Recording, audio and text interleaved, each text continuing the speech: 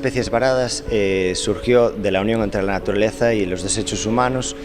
y yo hago un poco como enlace, ¿no?, entre los dos elementos. La naturaleza, que con el mar moldea las cerámicas, por ejemplo, que les da esas extremidades, ¿no?, redondeadas, y surgieron unas formas bonitas. Y luego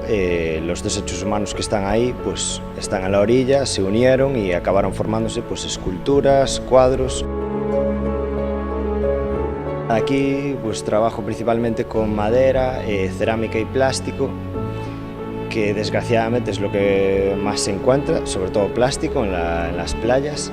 y está invadiéndonos, y eso es otra parte, ¿no?, un mensaje de denuncia social que está presente en cada escultura prácticamente. Hay como estas dos vertientes, ¿no?, los cuadros, que tienen la madera, ¿no?, como elemento principal, porque es el hombre que ha trabajado con la madera desde siempre, con el mar, y pues las cerámicas le dan ese toque, ¿no?, de color, de forma, que le sugieren otras cosas. Y luego las esculturas, ¿no?, por ejemplo como el pez o los faros, tienen ya algo más de realismo, ¿no?, son más figurativas, y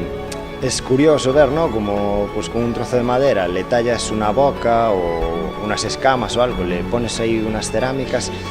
y parece que ya con un ojo o una ceja ya se ve una expresión, ¿no?, se ve pues una expresión de incredulidad. Yo como artista hago la obra, pero luego el espectador con su imaginación pues la termina.